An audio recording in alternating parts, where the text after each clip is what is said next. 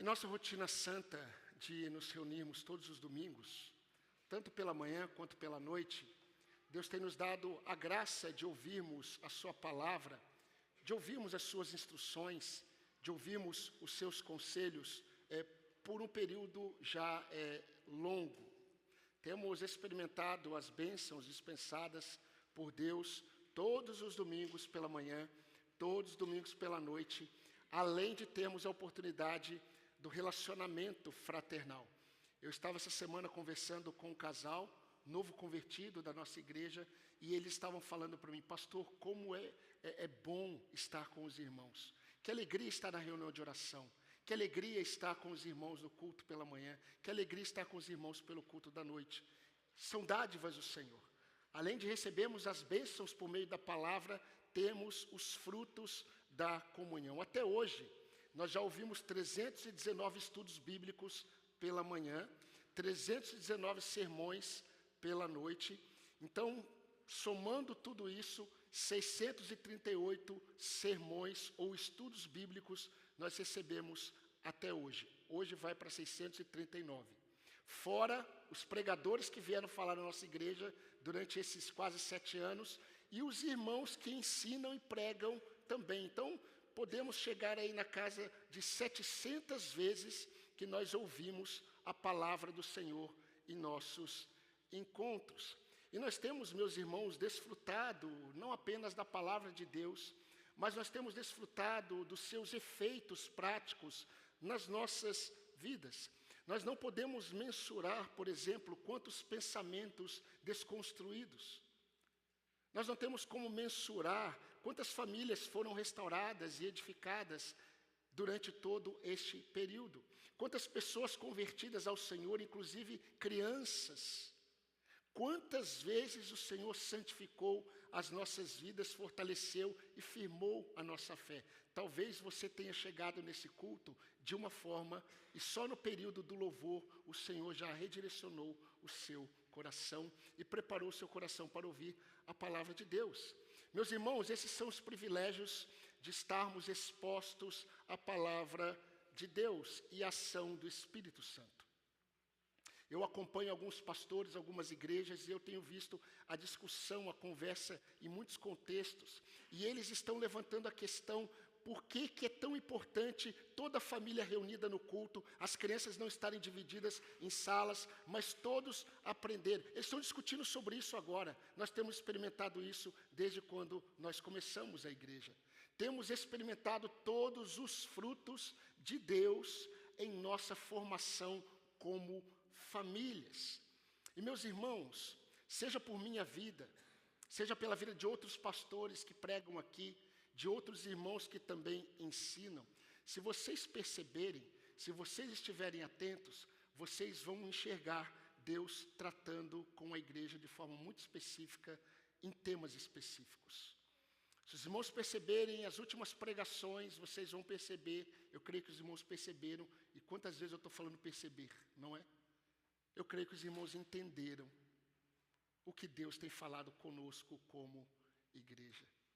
Deus tem falado com o seu povo. Deus tem falado conosco. E o que Deus tem falado conosco, Ele também tem falado com outros. Então nós temos que voltar para a palavra de Deus e olhar para o que o Senhor diz naquela expressão tão comum, tão conhecida da igreja, e nós precisamos nos apropriar.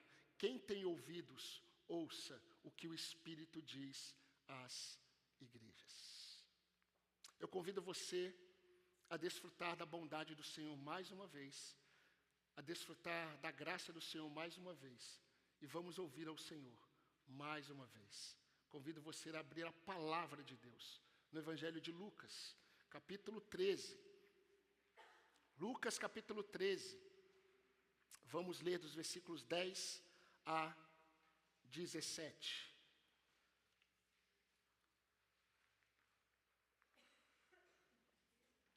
Lucas 13, 10 a 17.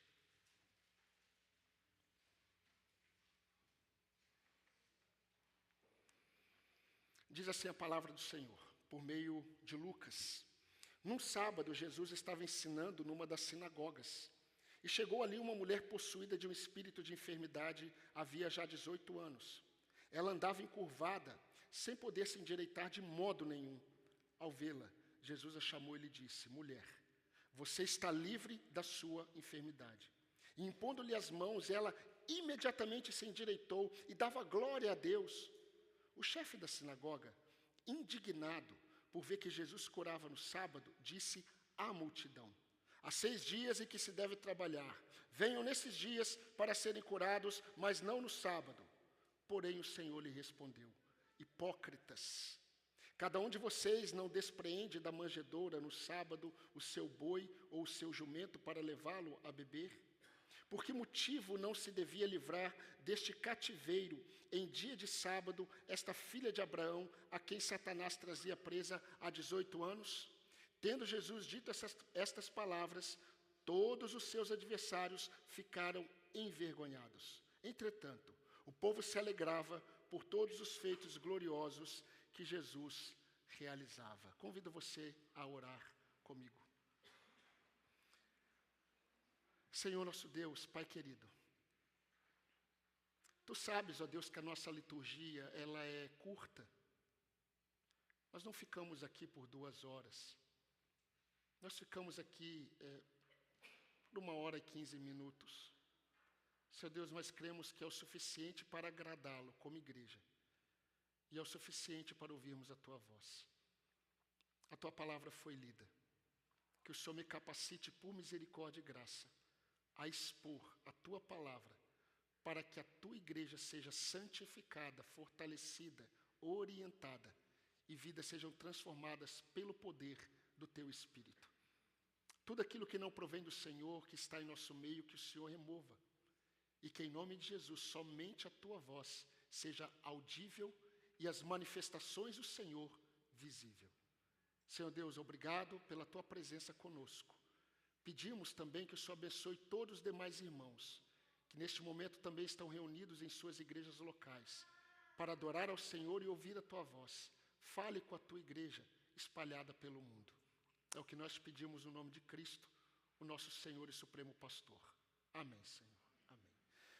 Meus irmãos, ainda nessa série de mensagens transformados e maravilhados, nós vimos no domingo retrasado como foi o encontro de Jesus com essa mulher que entrou em uma sinagoga, uma mulher incomum, uma mulher diferente, uma mulher que provavelmente ela chamou atenção quando entrou, mas ela não se destacou, porque provavelmente ela foi para o local em que as mulheres ficavam na sinagoga, que é na parte de trás. Mas nós vimos que essa mulher que entra na sinagoga, ela entra encurvada. Ela tem uma enfermidade. Ela tem uma enfermidade que ninguém sabe de fato a causa. Muitos deduzem as possibilidades, mas a real causa ninguém sabe. Ela não sabia, e muito menos os outros, que essa enfermidade era de cunho espiritual. Ela não tinha noção. As pessoas que a conheciam também não tinham noção.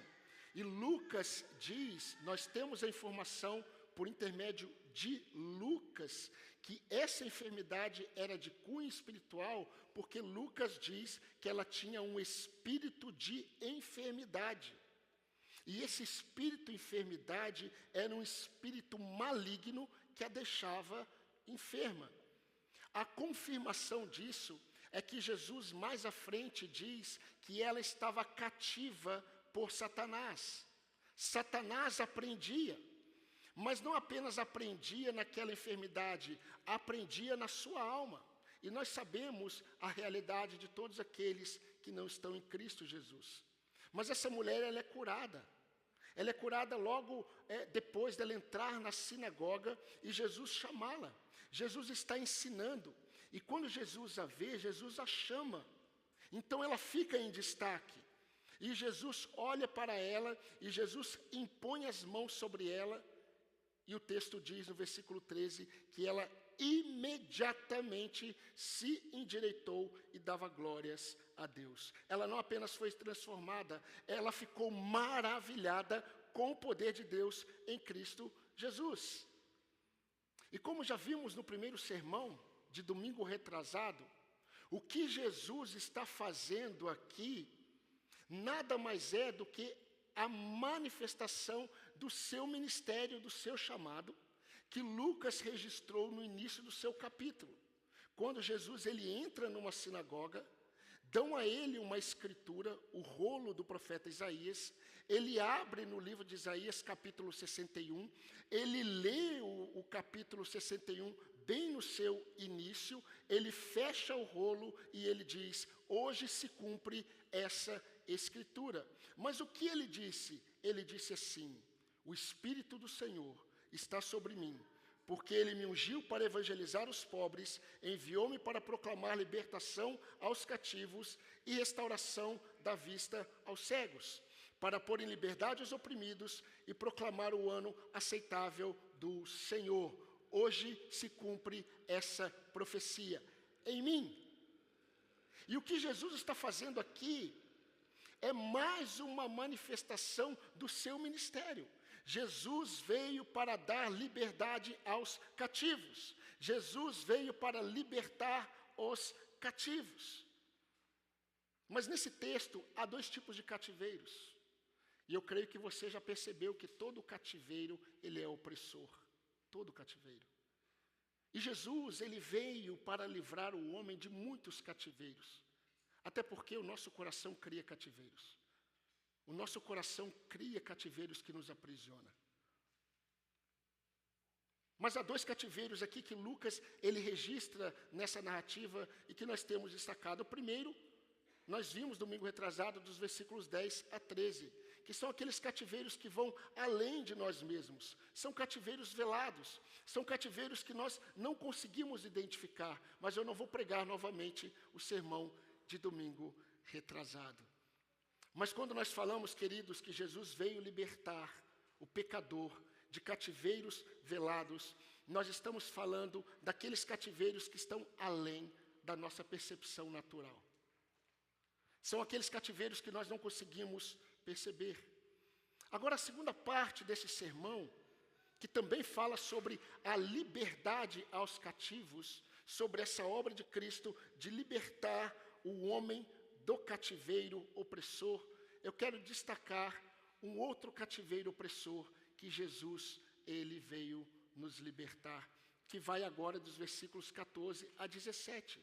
Eu não vou ler novamente o texto, porque nós vamos observar o texto no decorrer da exposição. Mas Jesus veio nos libertar de um outro cativeiro opressor. Mas para libertar o homem, o pecador, desse cativeiro opressor, ele expõe primeiro a realidade desse cativeiro. Então, a segunda lição e a última lição dessa série, desses dois sermões, é que Jesus expõe os cativeiros opressores da falsa espiritualidade. E eu quero mostrar para os irmãos que tudo que Jesus faz é intencional, porque o que Jesus faz não tem a ver com o que nós vemos. Jonas não mudou porque foi engolido pelo peixe. Jonas mudou com o verme que comeu aquela murta. O que revelou o coração de Jonas não foi a baleia, que nem baleia é, o grande peixe. O que revelou o coração de Jonas foi o verme que Deus enviou. Como alguns dizem, o grande peixe, ele redirecionou o ministério de Jonas, mas quem redirecionou o coração de Jonas foi um verme. Porque Deus faz coisas que nós não conseguimos enxergar. Enquanto nós enxergamos o grande ministério de Jonas para o povo de Nínive, Deus está revelando por meio do próprio Jonas, que escreve o seu livro, o seu coração. Meus irmãos, Jesus expõe os cativeiros opressores da falsa espiritualidade. São aqueles cativeiros que nós nos apegamos devido às nossas falsas crenças. São cativeiros que nós nos apegamos devido às nossas falsas crenças. Pois bem, vamos pensar um pouco. Eu creio que aquilo que aconteceu nesta sinagoga tudo o que aconteceu. Desde a ida de Jesus até essa sinagoga, desde o momento em que ele começa a ensinar ali, a chegada da mulher encurvada por 18 anos, o chamado de Jesus a ela, a ordem de Jesus para que ela fosse liberta, a imposição de mãos para que ela fosse curada, tudo isso foi intencional. Deus conduziu todos esses acontecimentos de forma providencial. E eu quero mais uma vez relembrar aos irmãos o que eu penso quando eu falo sobre providência. Quando eu falo sobre providência, eu não estou falando que Deus, de antemão, Ele sabe o que vai acontecer e Ele provê os livramentos e aquilo que deve acontecer. Eu não estou falando desse tipo de providência.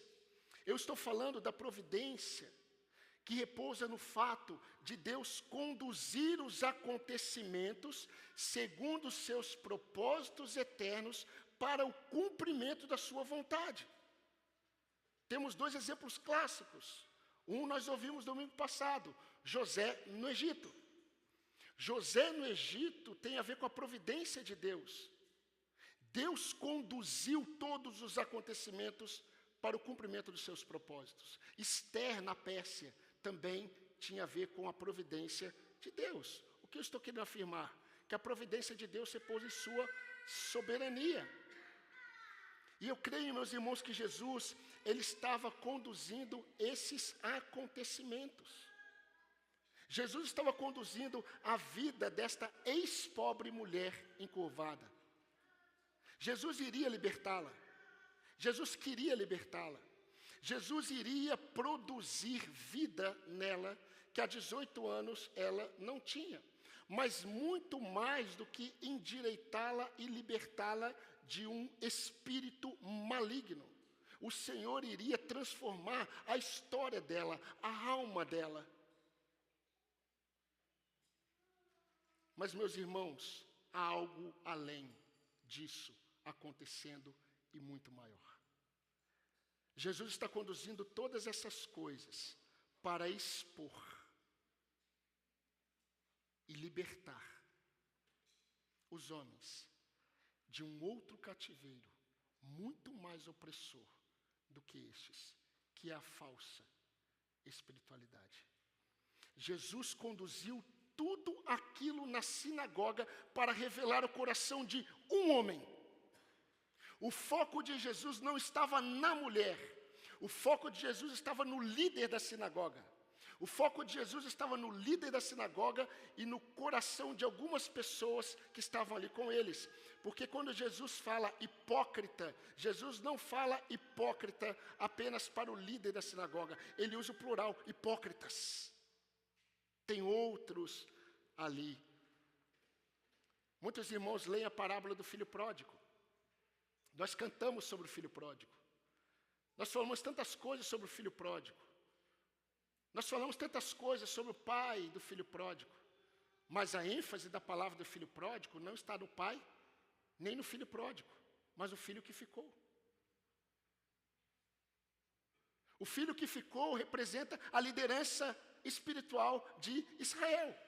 O líder que ficou representa a falsa espiritualidade. Eu vou dar um exemplo para vocês. Estamos no capítulo 15 de Lucas, parábola do filho pródigo.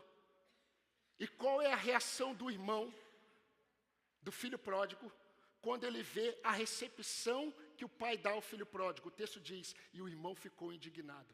Qual é a reação do líder da sinagoga, aqui no versículo 14?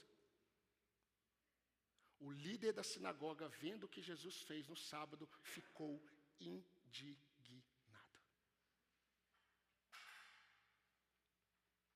A falsa espiritualidade, ela oprime, porque se apropria da palavra de Deus para fundamentar suas falsas crenças.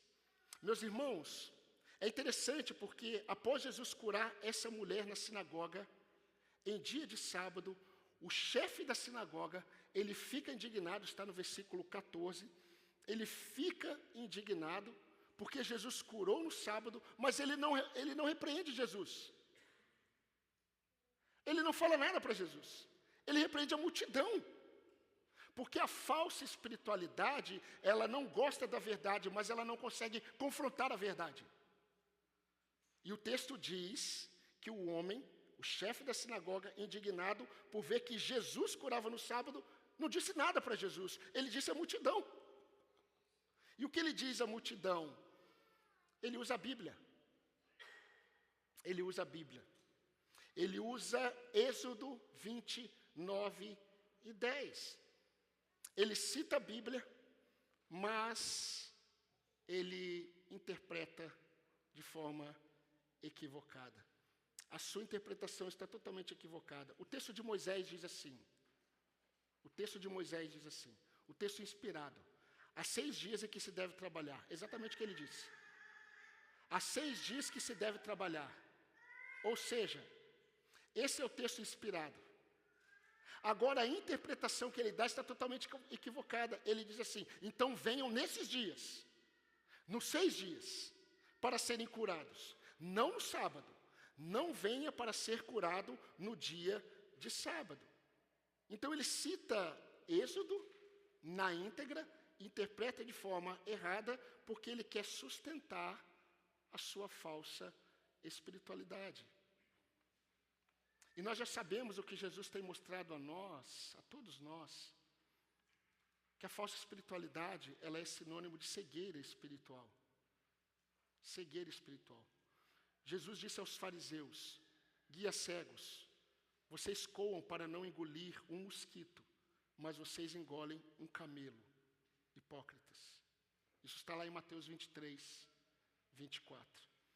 Meus irmãos, esse homem, ele não estava, esse líder da sinagoga, ele é o foco de Jesus. Ele é o alvo de Jesus. Ele não estava enxergando a sua hipocrisia. Mas mesmo assim, a sua afirmação revela a sua hipocrisia. Mesmo ele não enxergando, Jesus diz para ele, hipócrita. Não apenas você, mas os outros, hipócritas. E Jesus expõe isso no versículo 15. Olha para o versículo 15, por favor. Porém o Senhor lhe respondeu, hipócritas. Cada um de vocês não desprende da manjedoura no sábado o seu boi, o seu jumento, para levá-lo a beber? Foi como se Jesus dissesse assim, se as necessidades dos animais de vocês podem ser supridas no sábado, como não curar essa mulher em dia de sábado? Mas o peso está no versículo 16. Jesus diz, por que motivo não se devia livrar deste cativeiro em dia de sábado esta filha de Abraão, a quem Satanás trazia presa há 18 anos? Jesus faz uma afirmação aqui, meus irmãos, que muitos de nós, ao lermos, sem atenção, nós não conseguimos perceber. Jesus está falando com aquele chefe da sinagoga que ele chama de hipócrita. Jesus está falando com aqueles homens que estão juntos com o chefe da sinagoga e ele fala, vocês são hipócritas. Mas entenda uma coisa, o que Jesus diz aqui é muito sério. Jesus, ele diz, o bem foi feito, o bem que eu fiz no dia de sábado e está indignando a vocês, o bem foi feito a esta filha de Abraão, cativa de Satanás, há 18 anos. Preste atenção nisso. Filha de Abraão, cativa de Satanás. Você já viu em algum momento Jesus falando algo sobre alguém que ele curou assim? Não. No Evangelho de João, Jesus ele está debatendo com a liderança espiritual de Israel, a falsa espiritualidade. E eles fazem uma afirmação a Jesus. Eles dizem assim para Jesus, nós somos filhos de Abraão. Jesus diz, não. Vocês não são filhos de Abraão, vocês são filhos do diabo. Vocês não são filhos de Abraão, vocês são filhos do diabo. Então, para os falsos religiosos hipócritas, que Jesus os chama de hipócritas, em Mateus 23, Para esses, Jesus diz: vocês são filhos do diabo, vocês nada têm a ver com Abraão. E agora, meus irmãos, vejam o contraste. Jesus, ele se dirige a esse líder da sinagoga que está indignado por esta cura no dia de sábado e diz assim: vocês são tão hipócritas que vocês ficam indignados porque eu libertei esta filha de Abraão, a quem o diabo mantinha cativo. Só que vocês não percebem que vocês não estão cativos do diabo como a mulher, vocês são filhos dele. Ela é cativa e filha de Abraão. Vocês se dizem filhos de Abraão e vocês são filhos do diabo, muito mais do que cativos do diabo. Sabe por quê? Porque a falsa espiritualidade, ela é opressora. E o que o diabo mais usa para enganar as pessoas, enganar inclusive o povo de Deus em relação a Deus, é a falsa espiritualidade. A falsa espiritualidade, ela é hipócrita aos olhos de Deus. Eu vou dar um exemplo para os irmãos. Quando Deus, por meio do profeta Isaías, se dirige ao povo, Deus diz assim: eu não suporto o ajuntamento solene de vocês, quando vocês se reúnem para praticar as festas que eu dei para vocês. Eu não suporto o ajuntamento solene com hipocrisia. Quando vocês levantam as mãos, quando vocês se dirigem a mim para orar, eu viro o meu rosto. Está lá em Isaías capítulo 1, a partir do versículo 13. Deus não suporta a falsa espiritualidade. E, meus irmãos, a falsa espiritualidade no meio dos homens e no meio do povo de Deus não representa apenas um cativeiro de Satanás. Representa filiação. Falsos espirituais, eles são vistos muitas vezes como filhos de Deus, quando na verdade são filhos do diabo. E isso é muito sério. A falsa espiritualidade é cega e opressora, inclusive para quem vive. Inclusive para quem vive. Então, assim como Jesus, quando ele curou o cego de nascença, ele disse, ele está mostrando aqui, irmãos, que os verdadeiros cegos, assim como ele disse, os verdadeiros cegos eram os membros do Sinédrio, lá em João capítulo 9. Eu curei o cego de nascença. E eles estavam questionando como que o cego de nascença foi curado. E Jesus está revelando, sabe quem são os verdadeiros cegos? Vocês, membros do Sinédrio, os falsos espirituais, vocês são cegos. Eu curei aquele para revelar a cegueira de vocês. Então, meus irmãos, esses hipócritas aqui na sinagoga, eles eram os verdadeiros encurvados. Eu creio que você percebeu isso. O que Jesus está mostrando aqui com esse milagre é que os verdadeiros encurvados, todos aqueles que estavam ali na sinagoga, em sua falsa espiritualidade, eles eram os que estavam encurvados, enxergando apenas os pés.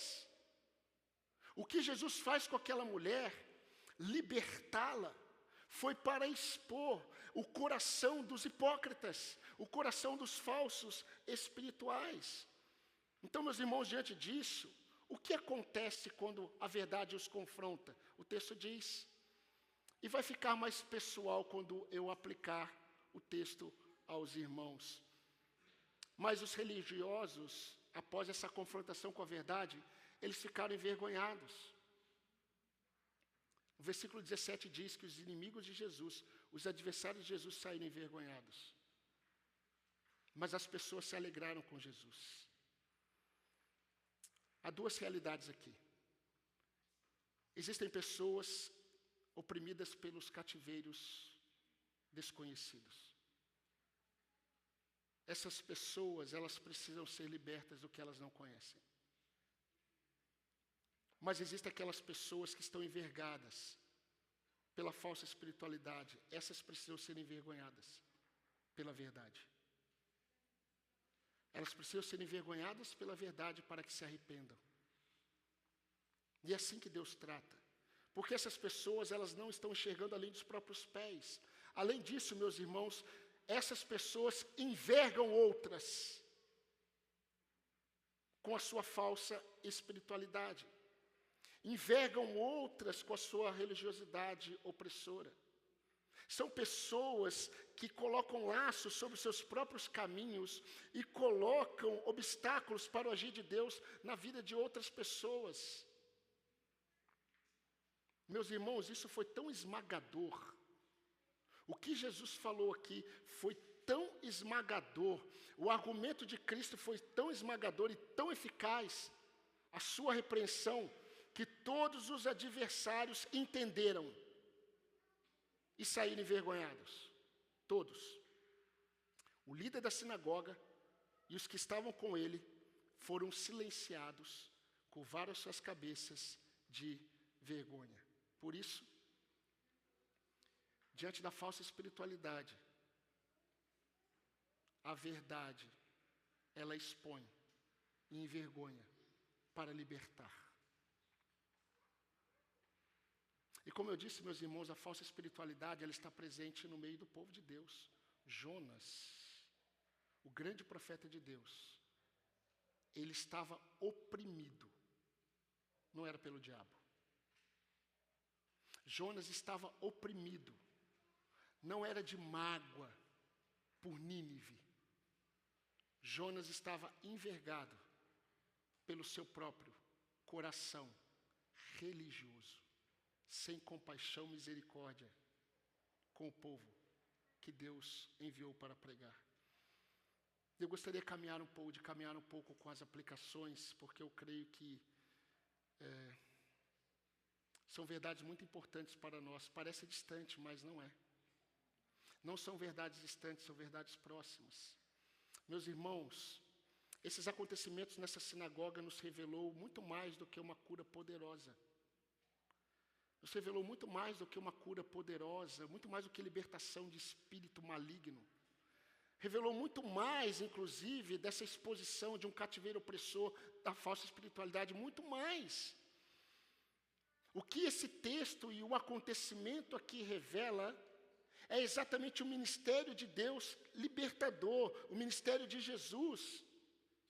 Jesus veio nos libertar de diversos cativeiros. Há uma diversidade de cativeiros presente entre nós, em nossas vidas. Nós não conhecemos. Nós não conhecemos todas as pessoas que entram no culto. Nós não conhecemos todas as pessoas que estão aqui. Nós não conhecemos todos os membros da igreja. Nós não conhecemos. E todas as vezes que a palavra de Deus ela é ministrada, ela revela o poder de Deus em libertar os cativos. Talvez você esteja vivendo uma falsa espiritualidade que tem cegado você e muito mais tem oprimido a sua vida e a vida de outros. Jesus expõe o que ninguém sabia sobre a enfermidade daquela mulher. Jesus expõe o que ninguém sabia sobre a hipocrisia da falsa espiritualidade, que além de cegar o líder da sinagoga e os outros, oprimia as pessoas. Então, quando Jesus, isso eu acho muito interessante, quando Jesus olha para aquela mulher e Jesus sabe que ela tem um espírito que a mantinha enferma, Jesus fala com ela, o espírito nem se manifesta, ele sai. E Jesus impõe as mãos sobre ela e ela fica endireitada imediatamente. Agora, quando Jesus ele revela a falsa espiritualidade opressora, há o abatimento, há o reconhecimento, mas nós não enxergamos esses homens saindo libertos. Eles saem envergonhados, mas o texto não fala que eles saem arrependidos. Sair envergonhado não significa sair arrependido. Porque o texto é claro no versículo 7, no versículo 17. Enquanto os adversários de Jesus ficaram envergonhados, enquanto o povo se alegrava com os feitos de Jesus. Meus irmãos, para ser fiel nas aplicações, eu preciso me dirigir a 2 grupos aqui presentes. 2 grupos. Pastor, o senhor tem certeza que os 2 grupos estão presentes? Tem. Eu tenho certeza. O primeiro grupo é formado por pessoas que oprimem outros com uma falsa espiritualidade. São pessoas que oprimem outros com uma falsa espiritualidade. Nós não podemos ser exaustivos, não dá para ser. Mas dá para ser muito eficiente quando nós olhamos para aquilo que Jesus fala sobre esses sinais opressores da falsa espiritualidade. Jesus fala em Mateus capítulo 23. E eu disse, meus irmãos, eu iniciei o sermão falando que por mais, eu creio, por mais de 700 vezes nós temos ouvido a palavra de Deus. Nesta igreja. Fora as que você ouve durante a semana, dos outros pregadores. Mais de 700 vezes. Mas há alguns sinais opressores da falsa espiritualidade, eu quero apontar para você. E se você é crente em Jesus Cristo, como Jonas era um profeta de Deus. Tanto é, meus irmãos, qual é o grande mistério do livro de Jonas? Porque quem escreve Jonas é Jonas. E como que ele termina o livro dele? Não termina bem. Mas o livro que Jonas escreve, a autobiografia de Jonas, ele deveria terminar como? Mostrando ele arrependido, bem com Deus. Mas Jonas, ele entendeu e ele se alegrou com Deus e Deus o abençoou. Não, o livro termina de uma forma terrível. E por ter sido Jonas ter escrito o livro e terminado daquela forma, significa que ele se arrependeu. Então pode ser que alguns sinais opressores estejam acontecendo na vida de homens e mulheres de Deus. E Jesus falou de alguns sinais, e rapidamente eu quero expor aos irmãos. Primeiro sinal, e eu vou olhar para Mateus capítulo 23, é a cobrança de posturas. A cobrança de posturas que eles não se esforçam para ter. Esse é o primeiro sinal dos falsos espirituais. Eles cobram uma postura que eles não se esforçam para ter. Jesus disse aos fariseus: vocês colocam fardos pesados sobre os ombros dos outros, que eles mesmos, ou vocês mesmos, não se esforçam para mover. Mateus 23, 3 e 4. O segundo sinal opressor da falsa espiritualidade é que estes gostam de reconhecimento de homens. Se importam com o que os homens pensam. Querem agradar a homens. Tempo atrás eu tive que falar com um pastor, e eu disse exatamente isso para ele. Se você vive para agradar a homens, você não é servo de Cristo.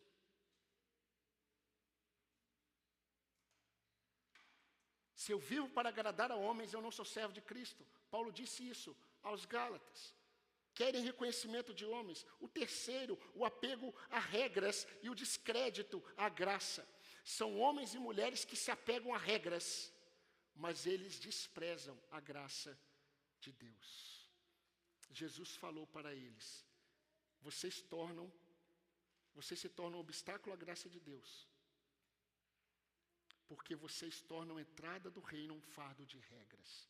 Veja o que Jesus disse: ai de vós, escribas e fariseus hipócritas, porque vocês fecham o reino dos céus diante das pessoas, pois vocês mesmos não entram e nem deixam entrar os que estão entrando. Se apegam a regras, comportamentos. Quarto, vendem uma imagem sem integridade. Mostram uma imagem, mas que Deus sabe que na verdade não é a verdade sobre ele ou sobre ela. Jesus chama esses de sepulcros caiados, pintados por fora, mas por dentro, ossos, podridão. Essa é a falsa espiritualidade. Por fim, vergonha diante de Deus, sem arrependimento. O texto fala que nós estamos estudando que estes que foram confrontados por Jesus, todos eles ficaram envergonhados. Mas a pergunta é, saíram arrependidos? Eu creio que não. Deixa eu fazer algumas perguntas para vocês antes de me dirigir ao segundo grupo. O que as pessoas próximas a você, não você, porque o membro, o líder da sinagoga, ele não conseguia discernir as suas próprias faltas, como disse Davi, nem nós conseguimos. Mas o que as pessoas próximas a você podem dizer sobre a sua vida cristã? Você enfatiza as regras ou a graça? Você enfatiza as regras ou a graça de Deus? Você se identifica com esse chefe da sinagoga?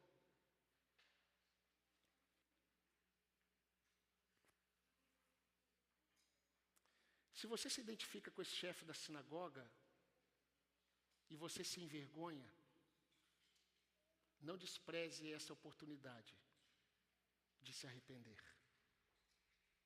Não basta se envergonhar. O arrependimento não tem a ver apenas com vergonha. Tem a ver com o arrependimento. Então se arrependa de sua falsa espiritualidade opressora. Opressora. Oprime você. Oprime os que estão próximos a você. Pais oprimem filhos com a falsa espiritualidade. Meus irmãos, eu vi muito disso. E ainda vejo filhos de crentes criados na igreja, mas não querem saber de igreja. Porque o que eles viram em suas casas, o que eles enxergaram em seus pais ou em seus familiares, e muitos deles pastores, foi falsa espiritualidade, hipocrisia. Isso é pesado. Isso afasta. Isso não atrai ninguém. Isso não traz ninguém. É pesado para você, é pesado para quem se aproxima de você. Jesus veio para expor esse cativeiro e libertar os que se arrependem. E por fim, eu me dirijo às pessoas que são oprimidas pela falsa espiritualidade. Quem são essas pessoas? Essas pessoas são aquelas que vivem debaixo do jugo das regras humanas. Essas pessoas são aquelas que convivem com o peso da hipocrisia dos religiosos.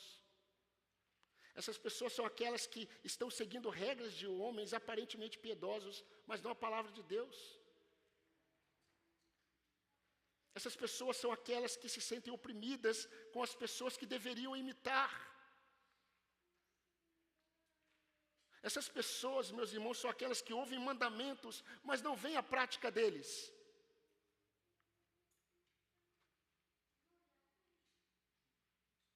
Eu conheço a maioria dos irmãos aqui. Eu sei que quando os pais, eles ensinam a lei do Senhor aos seus filhos, eles querem que os seus filhos andem na lei do Senhor, mas os seus filhos enxergam o quê? Lei ou graça?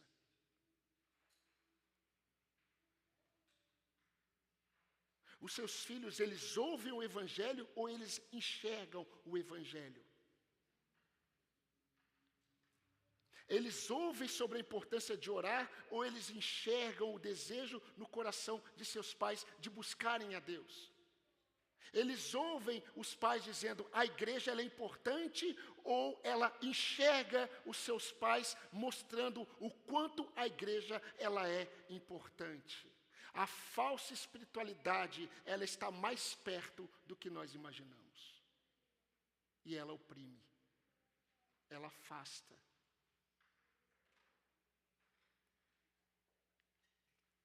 As pessoas, elas são oprimidas por uma falsa espiritualidade daquelas pessoas que elas deveriam imitar.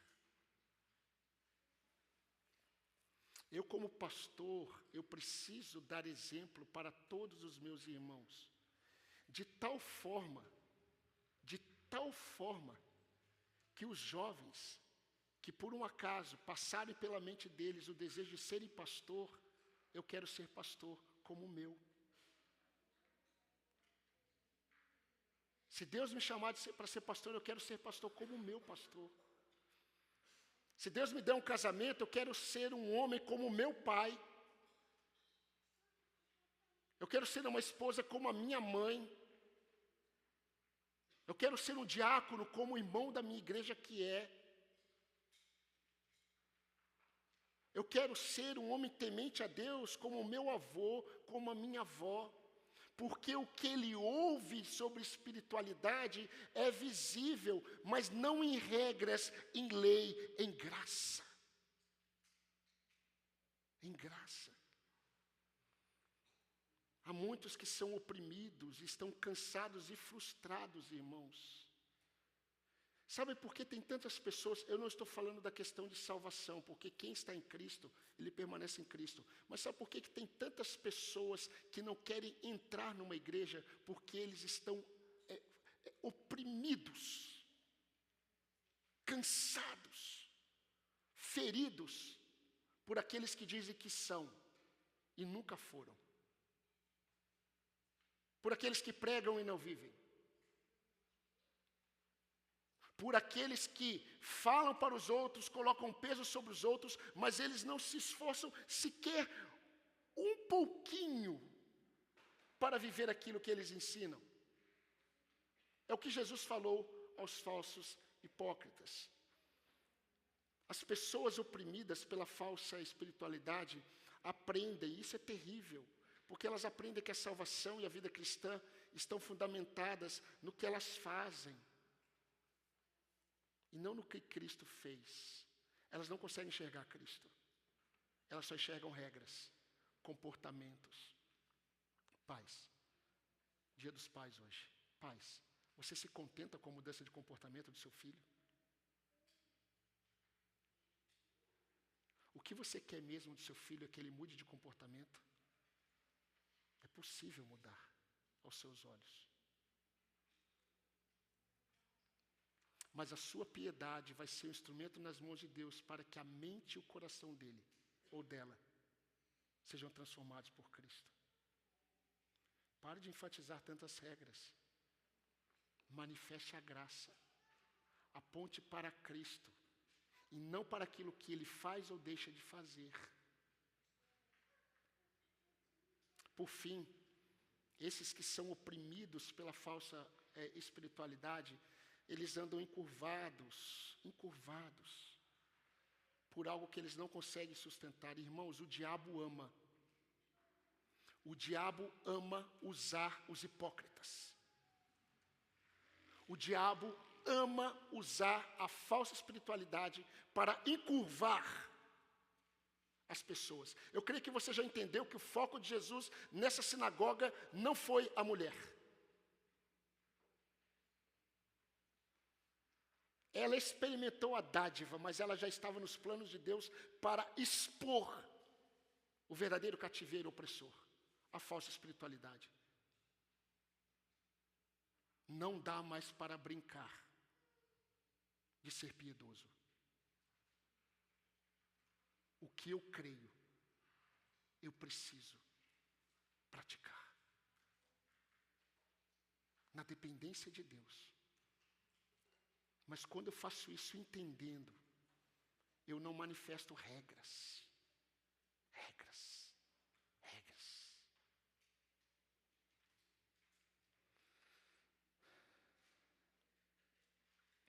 Aos Colossenses, Paulo escreveu. Olha como isso é sério.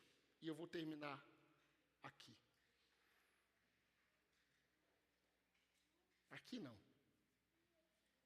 Mas em breve. Para mostrar para os irmãos como os crentes eles podem se submeter ao jugo opressor da falsa espiritualidade. Paulo escreveu aos Colossenses assim: não permitam que os outros os escravizem com filosofias vazias e invenções enganosas que provêm de raciocínio humano, com base em princípios espirituais.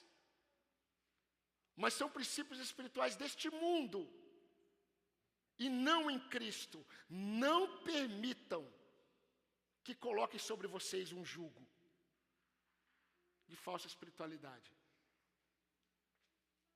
Jesus veio para libertar os oprimidos do cativeiro da falsa espiritualidade.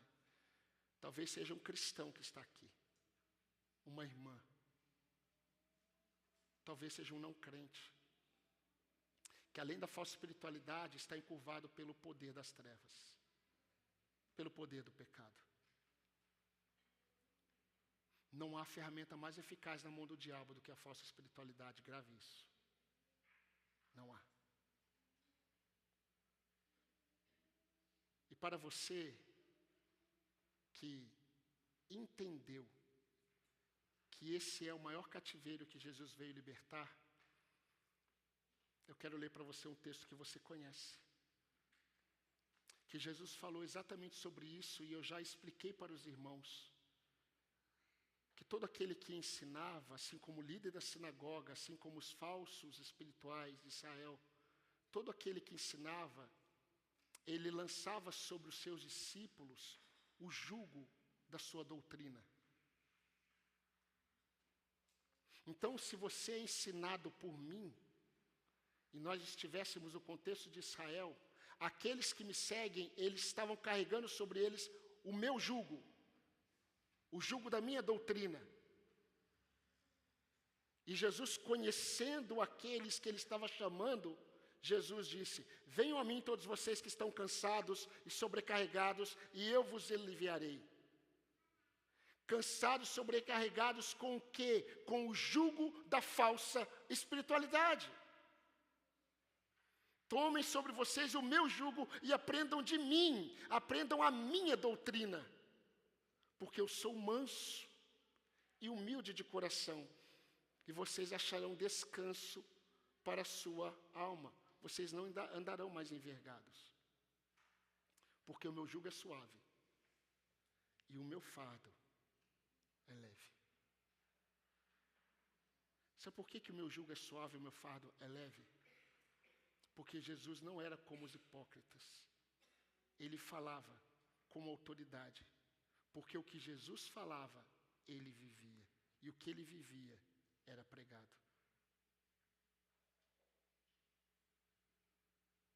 A falsa espiritualidade prega o que não se esforça para viver.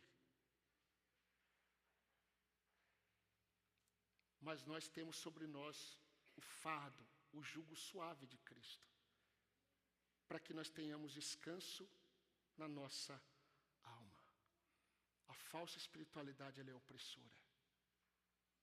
Ela enverga quem vive e aqueles que vivem ao redor. Jesus veio nos libertar do cativeiro opressor, da falsa espiritualidade. E a narrativa termina assim: todos os seus adversários ficaram envergonhados. Entretanto, o povo se alegrava por todos os feitos gloriosos que Jesus realizava. Meus irmãos, pela graça de Deus, eu espero que eu e você estejamos sempre entre aqueles que se alegram com a doutrina de Cristo. Sabe por quê? Porque Jesus Cristo, ele é o nosso libertador. Você não percebeu? Que ele continua libertando você. Ele continua me libertando. Ele continua sendo o meu libertador, o meu remidor. E peça para que o Senhor te liberte sempre da falsa espiritualidade. Mas quem revela que você é falso não é o seu coração. É a verdade de Deus e as pessoas que convivem com você. Fique atento. Peça para que Deus te ajude e revele o seu coração. Porque sendo Ele o nosso libertador, Ele é tudo que nós temos. Por isso que é tudo por Ele. É tudo para Ele. Porque tudo depende dEle. Eu convido você a fazer uma oração, mas uma oração de reflexão diante dessa palavra, aos olhos do Senhor. Como você está? Você se assemelha a quem na narrativa?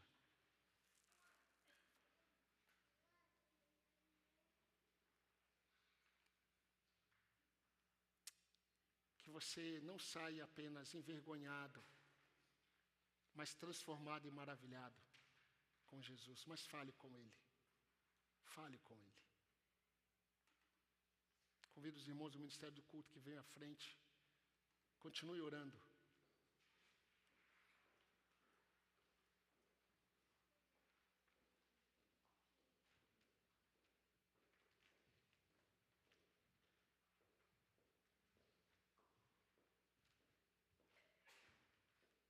Eu quero falar às crianças da nossa igreja. Crianças. Não são regras. É pelo amor do Senhor. Você precisa crer que Jesus, só Jesus pode te dar vida e salvação e libertação. Para que você não faça e não viva por causa de regras que você recebe, mas por obediência e amor ao Senhor. Pais, avaliem os seus passos. Você foi chamado para ser referencial de uma espiritualidade sadia, não de regras que não apontam para a graça de Deus. Senhor, o Senhor é o nosso Deus e o Senhor conhece os nossos corações. O Senhor conhece a realidade de cada um aqui. O Senhor conhece aqueles que estão envergados pela falsa espiritualidade e envergando outros por meio dessa falsa espiritualidade. Eu peço ao Senhor que nesta noite em que o Senhor revelou corações, que o Senhor, em nome de Jesus, produza transformação, restauração e cura para a Tua glória. Ó Deus, que haja um milagre, como aconteceu com aquela mulher. Ó Deus, a realidade foi exposta e que haja cura e libertação. Eu quero pedir também por aqueles que têm sido oprimidos pela falsa espiritualidade de outros, que eles corram para o Senhor e lancem sobre o Senhor o seu jugo e experimentem do Senhor o fardo e o jugo suave e leve do Senhor, para que esses encontrem descanso para suas almas. Revele a sua graça a todos que estão aqui. E se há alguém aqui que ainda não foi salvo por Jesus, que seja a noite de salvação. Receba, Senhor Deus, o nosso último louvor desta noite, que cantaremos como Teu povo. Ó Deus, nós pedimos essas bênçãos no nome de Jesus. Amém, Senhor. Amém. Convido vocês a se colocarem em pé e vamos cantar ao nosso Deus.